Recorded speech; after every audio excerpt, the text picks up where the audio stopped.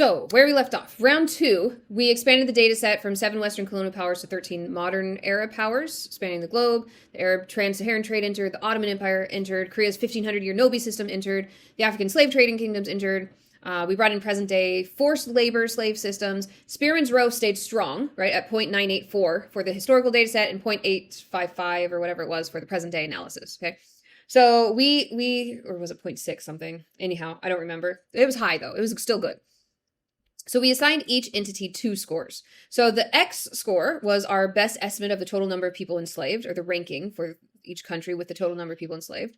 And the Y score was the estimated economic benefit derived from the enslaved labor, right, on a scale of 1 to 10. We ranked each entity and we calculated Spearman's Row. But we have been operating with selection bias, with an invisible constraint this entire time. So every entity in our modern era data set existed in roughly the same semi-historical window, so somewhere around 500 AD to the present. That window is long, right? But it's not all of human history. Slavery wasn't invented in the medieval period. It was practiced by the ancient world too, by Egypt, Mesopotamia, Greece, Rome, China, and virtually every other major civilization that left a documented record. Okay, this is a Bayesian moment. I'm trying to get Bayesian into your guys' head. We've moved from frequentist statistics to Bayesian statistics. When you draw a boundary around your data,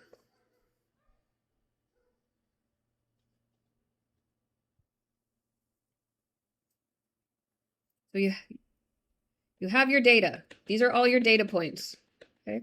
When you draw a boundary around your data, when you decide what counts and what doesn't, you're embedding a prior belief. So you draw your circle and say, this data is important. And what you're saying is, all of this data is not. And this data over here and here and here and here. That's all, that's not important data. This is unimportant. We're not going to look at that. We're only going to look at this data.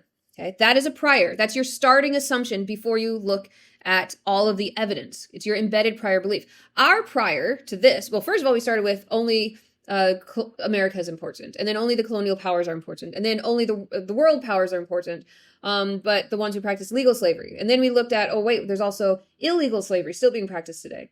Okay, and we also have had the prior in this analysis that ancient slavery is irrelevant. But that assumption is itself a choice. And if our conclusion depends on that choice, we need to know it. We need to be honest about it. So in this round, we drop the time boundary entirely. We will add every major documented slave society in recorded history. Egypt, Mesopotamia, Greece, Rome, the Han Dynasty, and China. We'll run Spearman's Row on the complete data set spanning 5,500 years. And what happens might surprise you, okay? Not because the calculation fails, but because the calculation actually succeeds, okay? And hopefully the result will force us to confront how our choice, our prior assumption of what to include actually determine what we found. Hopefully it will give us a new posterior. So let's just talk briefly about the ancient world. So we have Mesopotamia, 3,500 to 22,000 BC, which is the first documented slave society. The earliest written records of institutional slavery came from Mesopotamia. We have Sumerian clay tablets from around 3,500 BC that records transactions involving enslaved people. This is in the Middle East, by the way. The Code of Hammurabi, written around 1754 BC, had detailed laws regulating slavery. The existence of laws regulating slavery implies a system large and complex enough to require formal legal management. And best estimates suggest enslaved people represented maybe 10 to 15% of the urban populations. Okay, and if we look at confidence levels, they're pretty dang low because this is ancient history. Ancient Egypt, 2700 BC to 330. So Egypt practiced slavery from the Old Kingdom period. War captives were enslaved. The Pharaoh Thutmose III returned from the country of Canaan with nearly 90,000 prisoners. Estimates for the New Kingdom of ancient Egypt suggest approximately 6 to 8% of the population was enslaved. But this is a difficult problem to say who's slaved and who wasn't in ancient Egypt, because during the Old Kingdom, at least, virtually the entire non-elite, non-high-ranking population owed what they called corvée labor, which was compulsory unpaid work service to the state. So where's the line between slavery and universal coerced obligation? Is it the same thing as slavery when your country is forcing you to work without pay? Then we have ancient Greece, which was 500 to 320 BC. Athens had approximately 1 enslaved person for every 4 inhabitants, roughly 80 to 100,000 enslaved people out of 250,000 total. And Sparta had what they called the helot system, which was extreme. Helots, what they called their slaves, outnumbered Spartan citizens 7 to 1.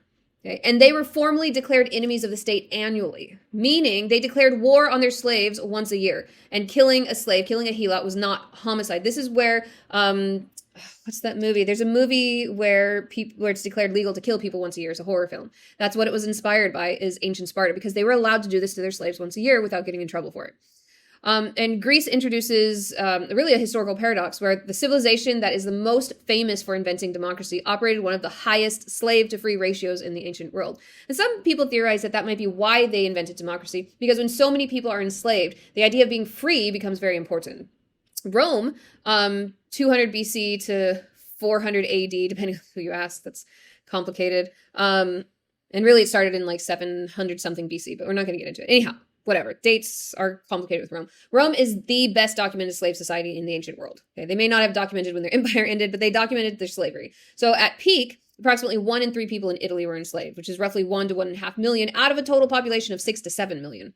So they have papyrus records and other records from like Roman Egypt showing approximately 11% of the population was enslaved. Roman slavery was not racial. Okay, enslaved people came from Britain, from Gaul, from Germany, from Greece, from North Africa, from the Levant. Conquest, poverty, and misfortune was what determined your enslaved status, not ancestry, not skin color. We have ancient China, the Han Dynasty, 200 BC to 220 AD. Slavery existed across multiple Chinese dynasties, really. Enslaved people, including war captives, people sold by families in economic distress, people convicted of crimes, children of enslaved mothers. Estimates suggest roughly 1% of the population was legally enslaved, with a much larger population in bound labor, which is not lifetime slavery, it's limited slavery. In theory, at least. So the Han government periodically attempted to restrict slavery, but had limited success. Okay, so slavery is complicated. Slavery became racial in the United States because for the first time in history, we had only one race that stood out to the population, to the native population, and could be marked out as slaves. And so in America, it became racial, whereas in the rest of the world, throughout all of history, slavery was not limited to any one race. Okay, so it's different, but it's still slavery. Okay. Anyhow, I'm going to move on from that. That's not what this class is about. It's about statistics. Okay. So now let's try to add them to the table. So we now have 18 entities spanning 3500 BC to today. Okay. 5,500 years of documented history. So we rank each on 2 variables, right? The X and the Y. So what was their involvement in slavery? What was their profit? What was their economic benefit in GDP?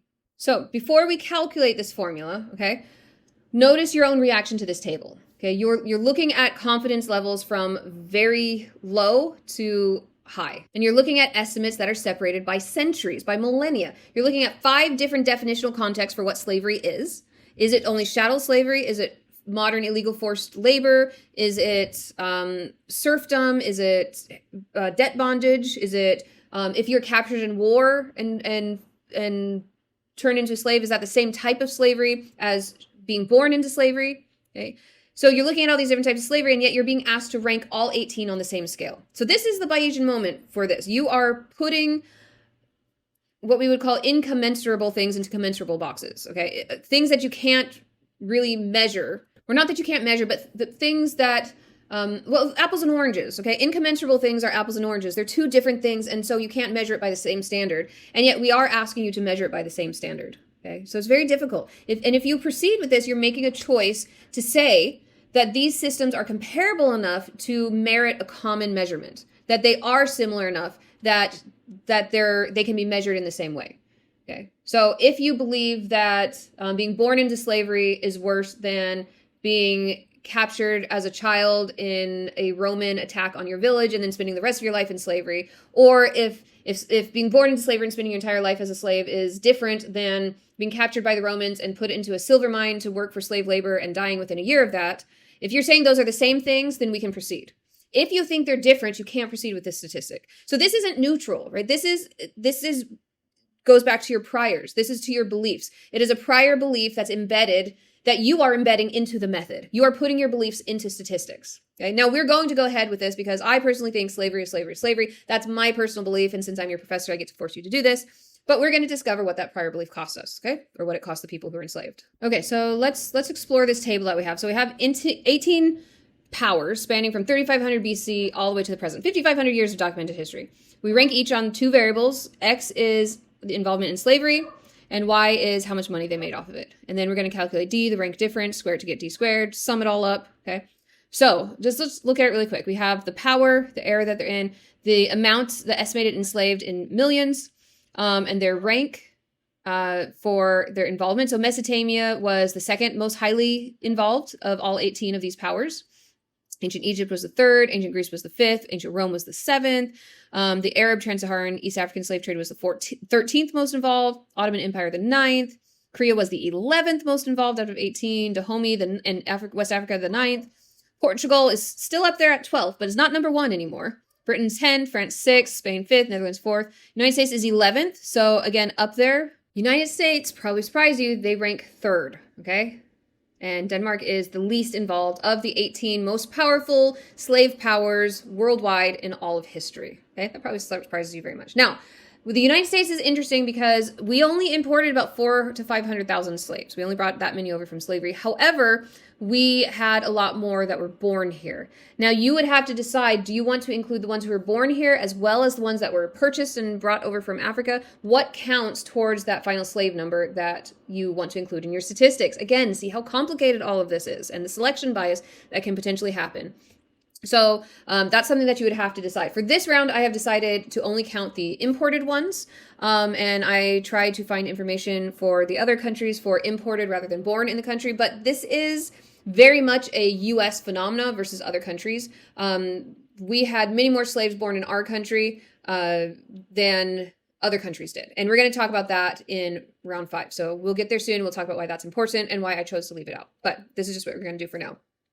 So this probably really surprises you that the United States is only ranked 3rd out of 18 countries who are involved in slavery. Now, the next column, Y, is how much money they made off of it.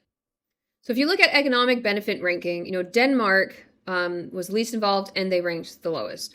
Us Americans, we're very low in involvement with importation numbers, but we also made a lot of profit. Now, part of that could be because of the amount of slaves that were born here. Okay, so that kind of complicates this situation. And you've got Egypt having a complicated situation too, even though they're ranked 3rd lowest in involvement and 5th lowest in profit. But they had the corvée system, which kind of complicates the definition of slavery. So this is pretty hard to calculate because of all of these different factors that are going into it. But that's kind of the point of this, and we're going to get to it soon. So you can see, I've already calculated your d squared, but just go through this and calculate, d, your d is going to be x minus y. 2 minus 5 is 3, squared is 9. 3 minus 5 is negative 2, squared is positive 4, okay? And then we're going to sum all of that up, and we get 216, okay? So pause and write out the formula. Please memorize it. Okay? It's very easy. So Spearman's rho equals, get a smaller one. We start out with what number? Our total possible is 1 minus the penalty, which is, what's our constant? 6 times the sum of d squared, which I've already calculated for you, divided by what? N, which in this case, what is our N? Our N is 18. N times N squared minus 1. Okay, so we're not going to go through this calculation. Pause it and do it yourself. You'd be really smart to do it. But what we end with is rho equals positive 0.804, which is still pretty dang high. Okay, so that is not near 0 at all. A rho of 0.804 is a very strong positive correlation. So the entities that enslave more people tended to derive greater economic benefit from it. Okay, so even with 18 entities spanning 5,500 years, the relationship still holds. Okay. Now, we haven't talked about this yet, so just to review this from round 1, we still have to do our hypothesis testing. Okay, you can't just end with a P and say you're good. Hypothesis testing. Okay, so we have to do our null and our alternative. Okay, so what is our null hypothesis? That there's no relationship. No relationship at all. So what would the rho be if there was no relationship? Remember, you only have -1 to +1 and everything in between. So no relationship at all between these two variables would be a rho of 0. The correlation coefficient would be 0. And the alternative hypothesis is the opposite, that there is a relationship. So that means it's not 0. Okay, relationship exists, and of course it's two-tailed, remember? If we look at Spearman's table, with Spearman's table, we need to know our N, which is 18, and our alpha, which we're just going to do 0.05 because that's the reasonable traditional one. So let's pull up our Spearman table. So again, we don't find our critical value with degrees of freedom for Spearman. We find it with our N, our paired variables. So we have an alpha of 0.05 and our N is 18. So we go down this column to 18. So our rho critical value equals, what is it? 0.472. So draw out your, in this case, normal distribution, two-tailed. You have your rejection regions, okay? Anything above or below is rejected. Positive 0.472 and negative 0.472. Okay, and if I ask you for the values, then you tell me both. It's not just one of them, it's both. If you only tell me 0.0472, you're saying positive 0.0472, and it's also negative, okay, 0.472. So that is our critical value. What was our row? Our row was 0.804, positive 0.804. So it's way the heck 0.804. It's way the heck up here in the rejection region, which means sayonara, null hypothesis, we reject you. So the correlation is statistically significant between how many slaves a country had and how much money they made. And then you can decide, does that then mean that they are more responsible because they made more money off of it, which I think is a reasonable statement to make. Something called Bayesian decomposition. So we have a row of 0.804, statistically significant, right? The entities that enslave more people derive greater economic benefit. But we need to ask the Bayesian question, what is actually driving this number? This is where Bayesian instinct becomes essential. Decompose the result, okay? Where did my pencil go? I lost my Apple Pencil. Who's the result? Look at the data, okay? Look at the data. Not just the correlation coefficient. Do not trust the summary statistic until you understand what produced it. This is Bayesian decomposition. Decompose it. Take it apart. Look at the X rank column. You've got 18 entities spanning ranks through 1 through 18. That looks like plenty of variation. But now look at what is actually producing that variation. Okay, so the modern forced labor row, row 18, in the X rank column, has an estimated of 49.6 million people. That is larger than every historical system combined, which I realize is a huge problem because that ginormous population, 40 to 45 million, that's more people enslaved today than in all the history of slavery of the entire world. Okay, but at the same time, the global population is bigger now than it was in the history of the entire world. So you also have to take into account population, which I did not do during all the previous rounds. And there's not a chance, and you know where, that I'm going to go back and redo these statistics. Okay, and I'm not going to make you guys do it either. So instead, we're just going to now put everything together, and we are going to rank by the percentage of the global population enslaved in each of these powers. Okay. So would this change the rankings for the other statistics that we've done? Yes, absolutely. Do I care? No, because this isn't actually a history class. I'm just trying to make this interesting for you guys and make it real world so you can see the complexity. And hopefully you are seeing how difficult it is to do statistics, how many things that you have to consider. Okay. If I was really doing research on this or teaching a history class, I would need to go back and redo all of those statistics because I screwed up. Okay. But we're just going to keep moving on. So now what we have, okay, we have the power, the country, the region, whatever. And we have the percentage of the global population that they enslaved at any period in time. Okay. And then they're ranking 1 to 18, 18 being the worst, 1 being the least. Okay. And we've got it ranked in order now because I put it through Claude. So Denmark is the smallest offender of all of the major countries. Okay. Smallest offender, smallest amount of profit. Then Saudi Arabia, then the Netherlands, then the United States is 4th. And then something I further considered was modern slaves in America versus slaves in the antebellum America. So before the Civil War. Antebellum is Latin for before the war. So before slavery became illegal. So I separated those for you. Okay, so modern American slaves versus when slavery was illegal. And then I also thought, well, it's not quite fair to combine slavery by American citizens of today and slavery by non-American citizens, okay? People who aren't actually Americans. Because a lot of people, like from the Mexican cartel or something, have come up here illegal and have illegal slaves here. Is that America's responsibility or is that Mexico's responsibility? Like, who should that data be given to? So then I also split that just to see what the results would be. I just thought it was interesting, so I decided to run statistics. And it was actually very, very interesting, okay? I put the data through Claude, and even Claude was like, what did Claude say? Wow, the split reveals something dramatic. So let's get into that. So I found this super interesting. And I really didn't expect these results. So Rome, of the percent of the global population, Rome enslaved 1.75% of the entire world's population during its time. That's crazy. And so it ranks 20th out of 20 in slavery involvement. It was the worst. 33% of their entire country. And if they included the rest of the entire world, it was 1.75%. The Arab, Trans-Saharan, and East African slave trade was next with 1.5% of the entire global population at the time. Ancient Greece was 18th, Mesopotamia was 17th, ancient Egypt was 16th, maybe even higher with their corvée system. Portugal ranked 14th, so they're way up there still. Britain, 12th. I don't know why there's not a 13th. Oh, Korea, 13th. I don't know why that's out of order. Sorry. Then Britain, then Spain, then France, then the Han Dynasty, China, then the Dahomey and West African kingdoms, then the Ottoman Empire, then the Netherlands, and now we get to the U.S. before the Civil War, when slavery was illegal. I'm sorry, when slavery was legal.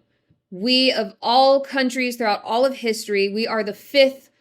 We are fifth out of 20 of the worst, the most involved countries in slavery. So we only did 0.047% of slavery, not including the ones who were born here, just the ones we brought here. Again, that complicates it. We're going to get into it later. Saudi Arabia is next, which is pretty impressive for Saudi Arabia because they're a lot bigger than us, but anyhow, we won't get into it. Then Denmark, who's pretty well behaved. And then we have modern America down at the very bottom. So America today, of the major top 20 slaveholding countries, we have the lowest rate of slavery in modern U.S., not U.S. in the South, although that's in the past, although that's still pretty low. But of the modern countries that are still practicing slavery and the countries who practiced slavery all in the past, of the top 20, America's down at the bottom. Now, I also split American-owned slaves and non-American owned slaves, okay? Because again, if the Mexican cartel brings some illegal Mexicans up to California to work on pot farms, should we give credit for those slave numbers to America, or should we give it to Mexico? And that's just going to be a prior for you, okay? What is your bias? What is your assumption coming into this? And my personal belief would be that that's still on Mexico, okay? Or that's still on North Korea if they send some of their slaves to America, and we don't even know that it's happening. Okay, but again, it just goes to show how complicated this is. What counts? Who gets credit for it, or I don't know what bad credit is, but who gets blamed for it. But if we look at Americans owned by American citizens, we are the second. We're almost at the bottom, and non-citizens are below that just by a smidgen, 0.006%. So modern Americans have enslaved 0.006% of the world population. That's tiny. And non-citizen Americans, 0.002%. Okay. I actually thought this would be switched, but I was wrong. Okay, that's why you run statistics. That's why you do research, to see if your priors are true. So I had a prior assumption. I looked for evidence, and now I have a new posterior. I always think but when I say that. I have a new posterior. I have a new belief because I did this research and found this data. Okay, and I don't see any reason to say that this isn't accurate. But if I get new evidence, then I'll update my prior again. Okay, belief updating. So that might be surprising to you. Modern America is doing really good. And even old time America is not nearly as bad as all this other crap that happened. And Rome is the worst. Although I don't think that surprises anybody who knows the history of Rome. Okay, interesting stuff. So let's not make it too complicated. I just thought it was interesting to look at. But let's combine the U.S. again, because we're not splitting up the other countries by citizenship. So we'll just keep it simple, okay? So if we just look at how many modern slaves are in the U.S. and we look at all the other entities, all the other powers, the row that we get, and I suggest you pause and calculate this out so you can get the practice, but I'm skipping more and more because I'm assuming that you guys are getting this. The row is going to equal out to positive 0.6017. Okay, so that is the row of country ownership country enslavement of the global population and economic profit. So as we're going across time and we're expanding to include the entire world and all of the major players, the correlation has gone down. Okay, we've gone from a really 0.98 whatever, almost perfect, to 0.6017, but that's just because there's natural variation in this. We're starting to get more natural numbers as our n is getting bigger. This is why a small n is problematic.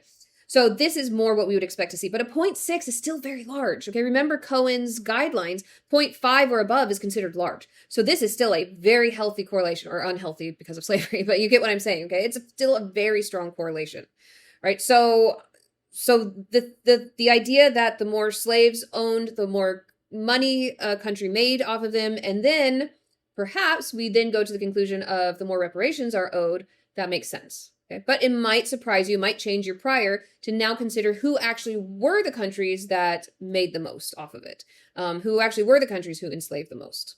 Probably not what you were expecting. So you're asking a reparations question, right? You want to know whether the U.S. owes reparations for slavery and who else does. And to answer this, you need evidence. Now, round one introduced spurious correlations, okay, mathematically real associations between variables that are both being driven by a third confounding variable, what we call a spurious correlation. So, an example would be if you eat ice cream, you're more likely to get eaten by a shark. Or let me rephrase that. I just did the mistake everybody else does. If you eat ice cream, there is also an increased chance that you will be eaten by a shark. But it's not necessarily causal. They're both being caused by a third option, which is it's a hot day, and so you're more likely to eat ice cream, you're more likely to go swimming, and sharks are in the water, okay?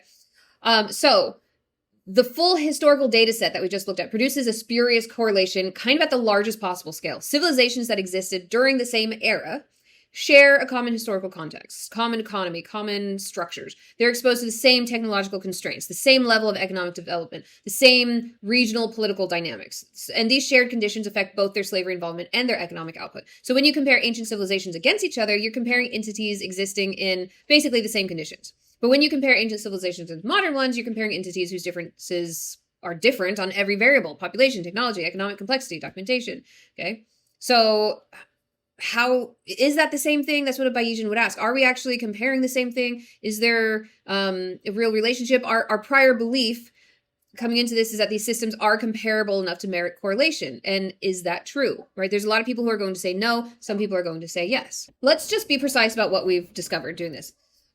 And what it means. It does not mean that slavery was not harmful, okay, just because the US ranks low. Every person enslaved in every civilization in this data set suffered a real harm. The correlation structure says nothing about the severity of that harm or its moral weight, how bad it was. It does not mean historical slavery didn't produce economic benefits, okay? The 18 entities, or 19, however many we did, excluding the US, showed a very strong relationship that it becomes nearly deterministic. Slavery percentage predicts economic benefit with extraordinary consistency across different eras and systems.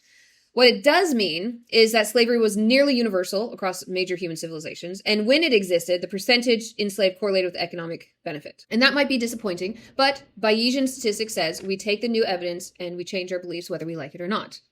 So let's move on to round 4, okay? And we're going to get into Pearson's R now. I've been very nice to just introduce concepts in this section and not make you guys do any math, but that's going to change. We have to do a little bit of math as we move into our Pearson's R. So Spearman's Row has told us that slavery and economic benefit are correlated. But we've also discovered that time is a lurking variable masking the real patterns, right? Ancient Rome and modern Brazil may not be comparable because they operate in such different economic and technological contexts. But what if we stop comparing across eras? What if we instead ask within each era, does slavery percentage predict economic benefit? This requires a different tool. Pearson's R, finally there. Pearson's R uses a different approach. Instead of ranking, Pearson's R measures how much two variables covary around their mean. Covary around their mean. So even though we're in the relationship branch is actually looks a lot like the means branch. It's not, okay, but it kind of looks like the means branch. Okay, we are back into means to some degree. So when two values are both above or both below their era's average, R registers a positive covariance. So covariance measures whether two variables are moving together. Do they vary together? Okay. Do they covary? So when you have pairs of values, if both are above their average, they're moving together in the same direction, which is contributes positively to covariance. If both are below their average, they're both moving together down in the same direction and contribute positively to covariance. Okay, remember a positive 1 means they're moving together no matter what direction it is. Doesn't matter. It's still positive 1, positive 3, positive 0.3, whatever. If one is above the average and one is below and they're moving in opposite directions, then that turns the covariance into a negative. Okay, so let's just make this clear. You have -1 all the way to 0, all the way to +1. 0 is the average. Okay, 0 is the mean. If both of your variables are somewhere above the mean, then they are moving positively. If both are somewhere below the mean, whether they're super close together or whether they are super far apart, it's still a negative correlation coefficient, a negative covariance. Okay, so say in the ancient era, the average slavery percentage is 1%, and the mean economic benefit rank is 12. Okay, so let's say, let me just write this down. Okay, so the mean would be 1% of slavery, and a rank of 12 for economic benefit. So Rome enslaved 1.75%, which is, just delete this stuff, 1.75%, which is somewhere above the mean. And their rank was 18, which is also above the mean of 12. So both of those contribute to a positive contribution. Han China, on the other hand, enslaved 0.0, let me do a different color. Oh, and sneeze. Han China enslaved 0.075%. Which is below the mean, because the mean's 1%, so 0.075% is below the mean. And they ranked 4, which is -8 below the mean, okay? So both of those also contribute, even though they're below the mean, they also contribute to positive because they're both moving in the same direction. But if you had a mean, let's see, what color do I want? If you had a mean that was like 3% and was, 3% population enslaved, but their ranking was only 2, now they're on both sides. So now you have a negative covariance, okay? So what Pearson's R does is it converts these into z-scores first. So they're standardized. We're going back to the z-score, okay? And then multiplies them together and averages. So if most of these pairs, if most paired variables show that both are above or both are below their error means, then you get a strong positive R. Okay? Hopefully that makes sense. If it doesn't, then, and you need to understand covariance more, then put it in. So again, when two values are both above or when they're both below the average, R registers a positive covariance. If one is above and one's below, then it's negative. So now let's look at the formula, okay? I'm sorry, but we're getting into the formula. How do we get Pearson's R? What is the formula for Pearson's R? Okay, so I'm going to write it all out. Don't freak out. I'll explain it like I always do. You're going to have 1 divided by n times the sum of zx times zy. Okay, and I write my z's like this, so don't be weirded out by it. It's like an old-fashioned way of doing it. But my z's and my 2's look exactly the same, so I just put a line through it, okay? This is my weird quirk. Okay, don't be freaked out by it. That's a z. So let's go back to the z-score before we go into Pearson's R, okay? So release your panic about this, and let's just look at the z-score, and then we will come back. And there's a good reason for this, okay? I'll explain along the way. So do you remember what the z-score formula is? Pause it and try your best to remember, or even look it up. If you put some brain power into figuring it out, you'll remember it better. So z equals, do we remember? Okay, so remember, every statistical formula is looking at the differences divided by some sort of standardization. So what differences are we looking at with the z-score? Think about the Challenger disaster. We were looking at typical temperatures and how they compared to, or you're looking at each temperature and how it compares to the typical temperature, the mean temperature. So you have your data point, whatever temperature it is, and then you're looking at the difference between it and the average temperature, the mean, okay? And then you're going to divide it by some sort of standardization, which for the z-score is the standard deviation. The z-score is a standard deviation, but it's how much do you deviate from typical, and then we standardize it to take whatever your average is and zero it out, okay? So if you're 1 away or 2 away or 3 standard deviations away, we know what that means with the z-score, no matter what your standard deviation is. If you don't remember that, go back and watch the z-score video. So a z-score tells you how many standard deviations a value is from its group mean. So if Rome enslaved 1.75% of the global population, and the ancient Mediterraneans enslaved 1% of the population, Roman z-score is positive. It's higher than the Mediterranean one, right? Just everything from z-scores. It's just Challenger disaster all over again. So if Denmark enslaved 0.02%, and the modern era mean is 0.15%, then Denmark's score is negative. So let me write that out just so you're not confused, okay? So we're looking at what is the average, okay? This is the bar for what's average. And we have the ancient era and you have the modern era, right? Instead of comparing these all together as a group, which is problematic, we're going to look at the z-scores within each era, which is much more comparable. So the ancient era average was, what was that again? I have it written down somewhere in my notes. It was 1% slavery rate, 1% of the global population.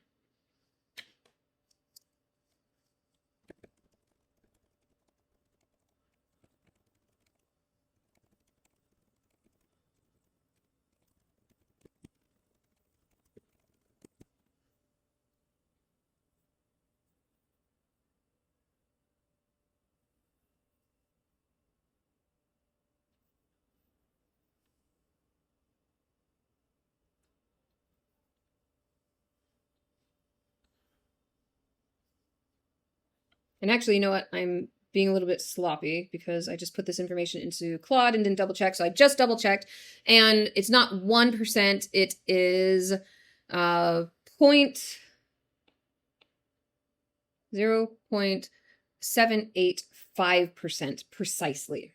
Okay, if we're going to do statistics, we need to do statistics right.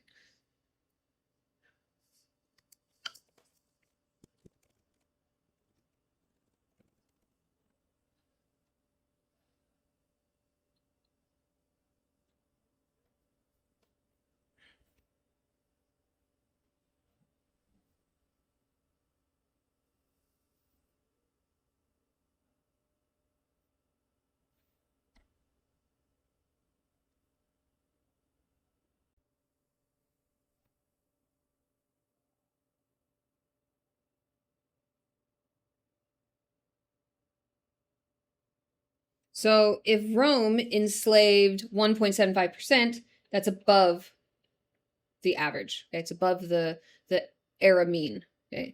So Rome's Z-score is positive. It enslaved more than its contemporaries did on average. Han China enslaved 0.075%. So that's below the average.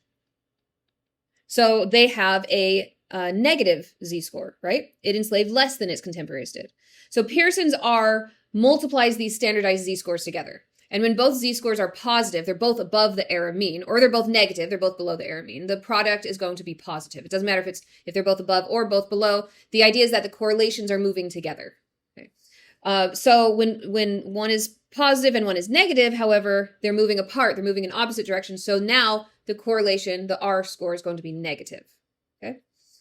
So here's the Bayesian insight into this. When you standardize within your era, rather than across all eras, you're asking how unusual is this entity relative to the others in its own time. Not all times, but within its own time, which makes more sense, right, than comparing ancient Greece to modern America. That makes a lot more sense. So the procedure is going to work like this. We're going to divide the data set into eras, okay? And we will have, the ancient era. We'll have the, what else should we do? Medieval era. We'll have the colonial era. And then we'll have the modern era. I think those are the eras that make sense to compare.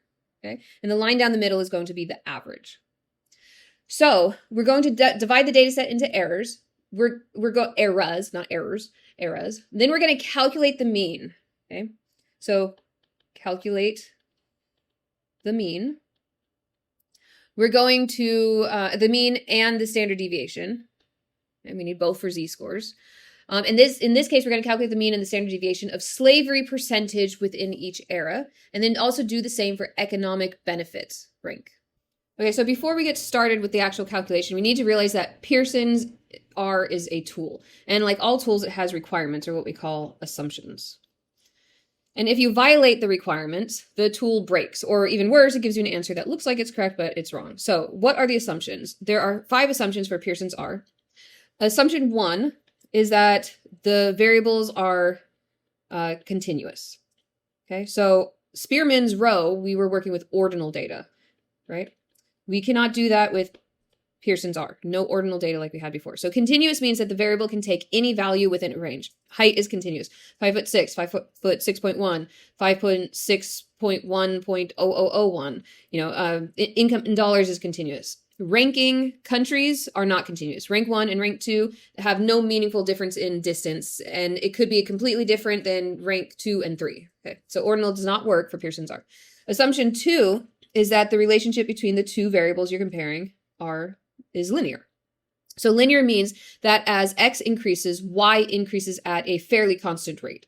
If slavery percentage doubles from 1 to 2%, economic benefit should roughly double as well. If doubling slavery from 1 to 2% quadruples the benefit, the relationship is nonlinear, it's curved. So Pearson's R, in that case, will underestimate the true relationship. And of course, that leads to the problem of how do you know if it's linear before you've even done the calculation? And the truth is you don't know, okay? So the only way you can tell is that before you calculate the Pearson's R, and we're going to do this, you look at a scatter plot. So you plot slavery percentage on one axis and the economic benefit on the other, and then you mark each of the variables, each of the economic powers that we're looking at as a dot. If the dots form a straight line pattern or relatively straight line pattern, the relationship is linear. But if it curves, it's nonlinear. And then you can calculate it anyways, but you would have to acknowledge that you violated an assumption in your research paper, and you need to talk about why you would still use the Pearson's R. So if the scatter plot shows a curved pattern and you calculate Pearson's R anyway, what's going to happen is your R value will be smaller than the true relationship strength, because R only captures linear relationships. And the worse it violates the assumption, the worse that miscalculation will be. So for our data, we haven't made a scatter plot yet. We will. So we don't know yet if the relationship is linear. We're assuming it is, but because that's what we saw with the Spearman's row that we did before, but we'll see. All right, assumption 3 is that the data is roughly normally distributed, and this is for significance testing. So most values will cluster around the mean with fewer extreme values. Well, there's nothing like getting this far into a lecture and realizing that this is not the right statistic for the data you're using. Now, assumption 3 is that the data is roughly normally distributed, which Spearman's row does not require. Now, interesting thing is, now this is the process of science, is you think you're good with your experiment, and as you start doing it, you realize you're not. So, you've got your normal distribution, okay? And if we look at the country with their economic benefit, we are very right skewed. We are not normally distributed. So the more slavery involvement, the more money they make, left skewed. So we have violated this assumption. That's not good. Now, some research says that Pearson's R is reasonably robust with normal distribution, meaning that it can handle it. But other scientists, other statisticians say it's not. So this becomes an iffy one. So let's go on to assumption 4. Now, assumption 4 is, if I can write it correctly, homogeneity, big word, of variance. So this one has a fancy name, but the idea is really simple. What it means is that the variance is spread out. Homogeneity means the same, okay? Homo, like homosexual, okay? The same sexuality means the same. So this assumption says that the scatter around your trend line should be basically the same width everywhere, the same amount of variation spread out throughout the data. So now imagine you're looking at how slavery ownership percentage predicts economic benefit. You plot your data points, and if we draw a trend line through them, the distance from each point to the line, that's what's called the residual or the error. That's the variation. And those lines should be roughly the same. So homogeneity of variance means that the vertical distances should be about the same size, whether you're looking at low slavery percentages or high ones. So now we need to do our scatter plot. Okay. So we have our x-axis and our y-axis, and we have, let's go to our table. So we have our table with our 18 global entities, right, throughout all of history and everything. And so let's do this. So 1, 2, 3, 4, 5, 6, 7, 8, 9, 10, 11, 12, 13, 14, 15, 16, 17, 18. 1, 2, 3, 4, 5, 6, 7, 8, 9, 10, 11, 12, 13, 14. Okay, that's not big enough. 15, 16, 17, 18.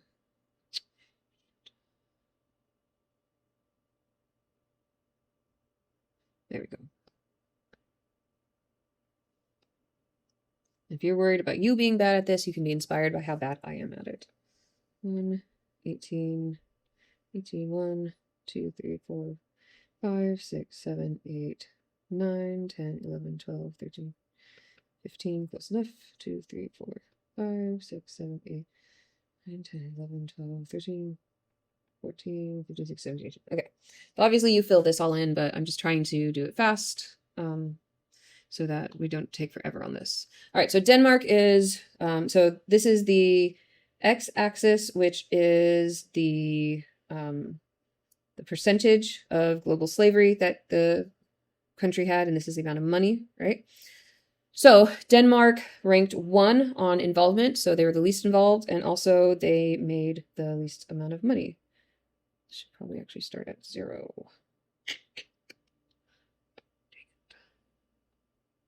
It's okay to start your x and y axis at 0 or 1. We're just going to do it at 1, but you'll get the same results either way. So Denmark is 1 and 1. Saudi Arabia ranks 2 and 2. Netherlands ranks 3 and 4.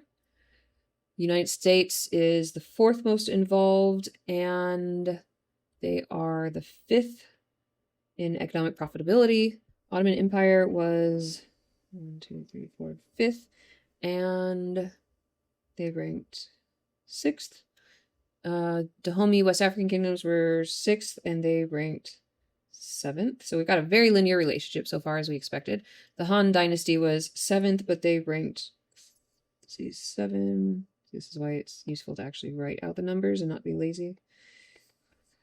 7, 8, 9, 10, 11, 12, 13, 14, 15. And then you also don't make mistakes like this. We'll just fudge it, but don't do that for your homework. Okay, so Han Dynasty was 7th, but they ranked 3rd. Spain was 8th, and they also ranked 8th. France was 9th most involved, and in economic profitability, they ranked 12th because Saint-Domingue did so good. So Korea, it was the 10th highest in our ranking, and then they were 9th in profitability. Britain was 11 and 11. Portugal was 12th most involved, but 16th with profitability, so they did pretty good. Ancient Egypt was 13th in most involved and 10th in profitability, so they did less good.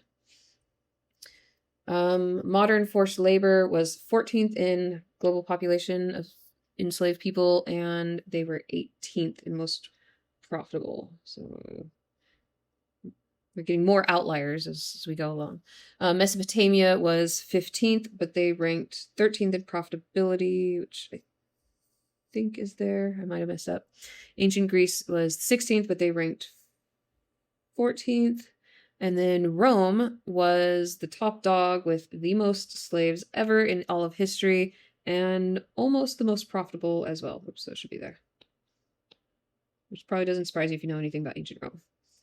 All right, so we can see, even though there is some spread, we have a pretty decent linear line there, okay? Pretty straight line.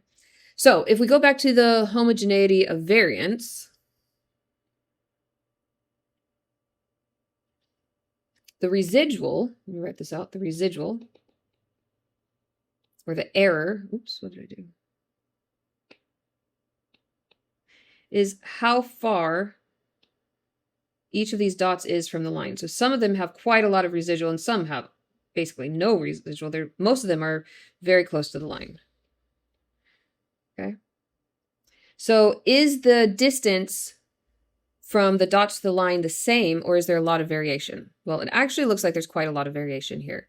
Okay, Han China slavery is 0.075%, but the economic benefit is 4.5 trillion in today's value. And, you know, the values around this point are tightly packed, but Rome is 1.75% of the global population enslaved, and the economic benefit was 11.5 trillion. So the values here are scattered way more loosely. So we have, instead of heterogeneity, what we have is an even worse term, which is heteroscedasticity. I'm sorry, I didn't make it up. Hetero means different, whereas homo means the same, like homosexual, heterosexual. Heteroscedasticity. Dasticity. Okay? All that means is unequal residuals, unequal variance. So the scatter grows as slavery increases. It gets even more extreme as the percentage of the global population enslaved increases. At low slavery levels, the data is tight. At high slavery levels, the data is all over the place. And this matters because the test weights all of your data points equally when it calculates the trend line and the p-value, but your high slavery points are less reliable because there's more variance. They're more scattered. So they shouldn't count as much. So by treating them equally, the test overestimates how confident you should be in the results. So if we go back to our assumptions, unfortunately, we've also violated assumption 4 with this experiment, okay? And no, I did not intend this, but this is why I've chosen real life learning examples, because these screw ups are good learning opportunities. Hey guys, new day, new set of clothes. So I got fed up with statistics last night. It was like 10 o'clock at night. I'm recording for you guys and like I'm done. My brain is so fried from statistics. So I totally understand how you guys are feeling, especially at this point in the semester. So you do have my empathy, not just sympathy. You have that too, but you definitely have my empathy. I know that this is difficult. And for those of you guys who have stuck with it and you're still going, good job. You should be very proud of yourselves. So, and hopefully you're learning a lot. Okay, so we talked about assumption number 4, homogeneity of variance, right? And that we also have violated that. Now, we have one more assumption to talk about, which is the no extreme outliers. We also, unfortunately, have violated this one. So if you look at the scatter plot, now it may not look as extreme as some outliers. You know, if you have like an outlier way out here, that's a huge outlier. But these actually are outliers, especially the US. I think that one's the US. But a few of these are actually quite big outliers. So the main way that you would know if something is an outlier is calculating the z-score. We just talked about that, so I'm not going to get into it too much again, and we're not going to do it for this, but that would be the general idea. If the z-score is too high, if it's over 3, if it's over 2.5, then it's suspicious and you may choose to throw out the outlier. Okay. But the z-score method assumes that your data is already normally distributed, but ours is right skewed. So on skewed data, the z-score is unreliable because the mean and the standard deviation get pulled around by the skew itself. So particularly Rome and pre-war US would look less extreme than they actually are if we use a z-score. So then we might reuse the interquartile range method. You guys remember that from the early chapters. So you ignore the mean and the standard deviation entirely and instead just focus on where the middle 50% of your data lives. Okay. Now this works better because the interquartile range doesn't care about the overall shape of your distribution. It doesn't assume that it's normally distributed. It just identifies the points that are far from most of your data cluster. And on skewed data, this is much more reliable than z-scores. But the problem is the 1.5 times interquartile range threshold is somewhat arbitrary. It's a standard rule of thumb, but it's not the hard law. You could use 2 times IQR if you want to be more conservative. You could use 1 times IQR if you want to be more aggressive. Okay. And then, of course, the problem is that you're also throwing off some of the data points from the other side of the range. You know, not just these, extremes up here, but also you're throwing some off down there to balance it out. And there's not very many data points in the first place. Okay, so you don't want to lose data points. We don't have a lot to work with. So then you could also use a modified z-score. This is called the MAD method, where you use the median, and we're not going to get into the math of this. I just want you to know these things exist. The median and the median absolute deviation, which you guys never learned to calculate, I don't believe. So again, we're not going to worry about this, instead of the mean and the standard deviation. So this fixes the problem where extreme values pull the mean and the standard deviation around. So the point is that there's ways to deal with this. There's something called the Grubbs test, and there's all sorts of little detailed things that if you took advanced statistics or became a statistician or became that you might learn, and if you become a researcher, you need to learn. And you might become a researcher. I never thought I was going to teach statistics. Okay, I never pictured myself teaching this. I remember my statistics teacher in my doctorate said, "You should become a statistics professor. You're so good at this." And I thought, baloney. I am not going to teach statistics. I hate this. And it's so boring and I don't get it. And I got an A, but it was just like, I memorized it, I spit it out, and I moved on and left it behind and forgot about everything. So when I started teaching statistics for you guys, I had to relearn everything. So you may have to use this one day. And I know you're not going to remember that the Grubbs test exists, but I hope that you remember that there's ways of dealing with outliers and that you have to take these into account. You have to see if the test that you're using can handle outliers or if it screws it up. And if it does screw it up, then that there's alternatives out there.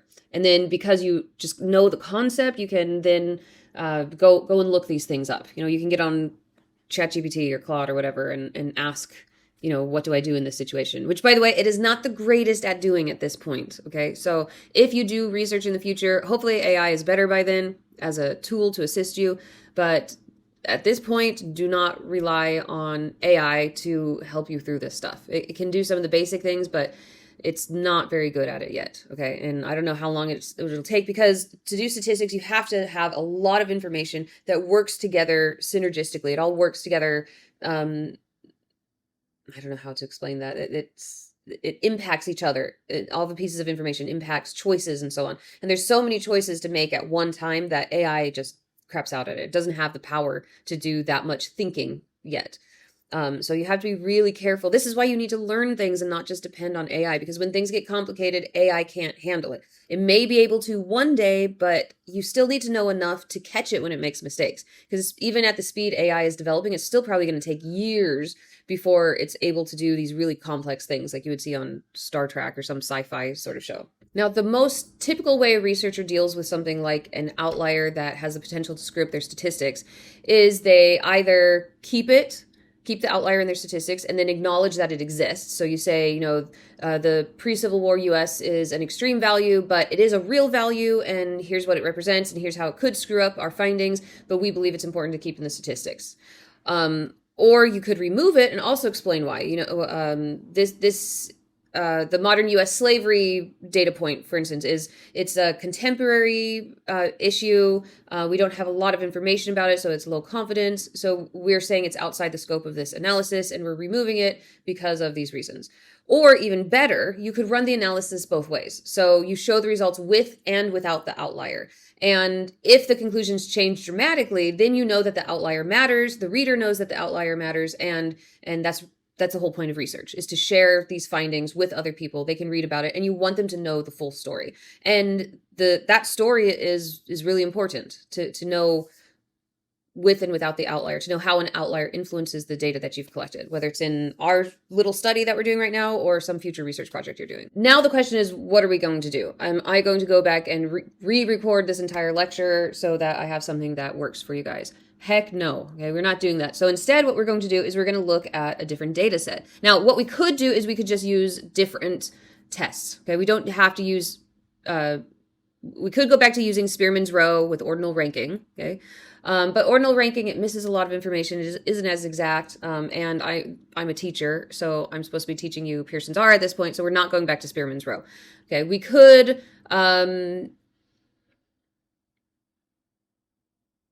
we could run a Pearson's R while controlling for error effects, but I'm guessing it's still not going to be normally distributed. And then there's other tests that would work better with these issues with the data. So again, you can transform the data. You could use a non-parametric test that doesn't care about it being linear, tests that don't care about it being normal, something like the Kruskal-Wallis. I'm not teaching you these tests though, so we're not going to do those. Okay. If this is advanced statistics, then maybe we would go into some of the tests, the correlational tests that you could still use with this, but we're not. We're teaching Pearson's R. So instead, we're changing our data set. We're going to do a different data set so that this actually works. So instead, what we're going to do is we're just going to further our conversation into reparations. So we've talked about what nations are the most responsible, okay, which ones have benefited the most financially, which implies that they're the ones who should probably pay the biggest portion of the reparations. Okay, I think that's logical. That makes a lot of sense. So the follow-up question is, what about countries who had slaves, but were also enslaved by others? So colonizers who had been previously colonized. So for England, for instance, you had the original people of England who were colonized by the Celts. The Celts were colonized by the Romans. When the Romans left, the Celts were colonized again by, I believe, the Saxons. And then the Anglos came in, or no, were they the Anglos? Saxons, Vikings, Normans. Gosh, I don't know. They were colonized by so many people. So England is looked at as, it was a slaveholding empire. Britain, the British Empire, they had all these slaves, and we have them on our list of the biggest perpetrators of slavery, right? Not the highest, but pretty high up there. But they were also enslaved and colonized many times, time after time after time after time. So what does that mean for our reparations question? Do we subtract responsibility from countries who were also colonized? I think that probably is logical. Now, of course, there's people who are going to say no. And it also depends on how far back in time we go. Do we put responsibilities all the way back to ancient Egypt, or do we start at a certain point? And so then if you're colonized before that point, does that now not count? So there's a lot of questions to ask in this. So anyhow, but we're just going to run the statistics and we'll see how it works out. So what we're looking at is the data set of bi-directional debt. Okay. Bi meaning two directions to debt. Who owes what? There's two directions to it. One, you owe money forward to the people that you colonized, but also behind you, people owe you money because you were colonized. So it's going back both ways. Okay. The money is or the responsibility and the money are flowing both ways. Okay. So we're asking, do slaveholders, colonizers, okay, whatever you want to call them, colonizers, slaveholders weren't always colonizers. So we're kind of taking both of those into account. Do they owe reparations? Are they owed, or some combination of the two for reparations? That's the question that we're asking. So what is the total debt? So if a colonizer had slaves for a small period of time, had a few slaves for a very small period of time, but they were enslaved for a tremendous amount of time, do they owe less reparations? Okay. If a colonizer wasn't colonized at all, if they owned slaves but they were never slaves, then they would owe full reparations according to this way of doing it. Okay. So we can calculate the net debt. Okay, the net debt. So basically, the total debt owed by wealth from slavery. Okay, minus. How would we say this? Minus wealth lost from being enslaved. Okay, so if the idea of reparations is that, like in our country, that African Americans were enslaved and so they lost generational wealth, then we should be able to calculate the same loss of generational wealth from everybody who has been enslaved. Okay, and then we've already looked at the economic benefit from having slaves, so we could easily do this quick little mathematical formula to find out what the net debt is owed for nations and regions in order to pay towards the reparations pool. Okay, now this doesn't decide who necessarily gets the reparations, but it decides who owes what.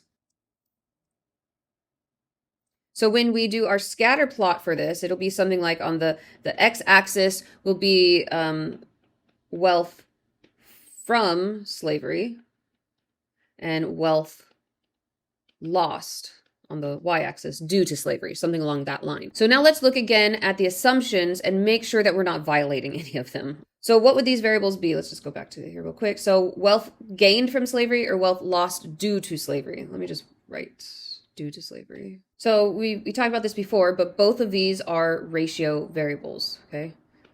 There's an absolute 0. So it does not violate number 1. Okay, we're good. Yay, check mark. Okay, it is a continuous variable. In this case, it is a ratio variable. We're good with that. Is it linear? Well, we are going to do a scatter plot, so we'll see. We'll also see if it's normally distributed. We'll look at the variance. We'll look at the outliers. But we're going to do the scatter plot for the rest of these first.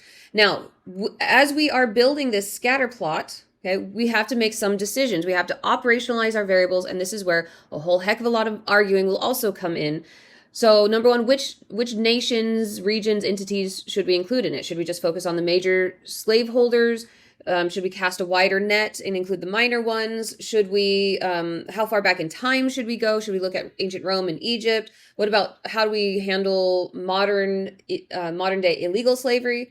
Well, we're just going to keep this simple because this is a statistics class. This isn't really history or political science. So we're just going to include everything that we've already done. Okay, but I'm going to keep the U.S. combined into one, not break it up into pre-Civil War and modern era. And then maybe with the reparations question, you'd ask if the confidence level is low, do they owe less money than the ones with high confidence? Okay, which would be reasonable, I think, statistically speaking. And then what do we look at for the money that they've taken and lost? So for wealth lost or wealth gained from slavery, we looked at their total percentage GDP from the entire era of holding slaves. How much money did they make the entire time they had slaves? And then when I took it from ordinal ranking to continuous ranking, I had it translated into actual dollar amounts with modern equivalency. So, a dollar back then would now be worth like $100 an hour, or whatever it is. Okay, so I had it modernized. So then what do we look at for wealth lost due to slavery? So do we measure losses as like the total from the entire time period? Do we measure it from like the annual amount that they take out, the percentage of the GDP lost during this era? Okay, so that's going to affect the number significantly, what you decide to operationalize.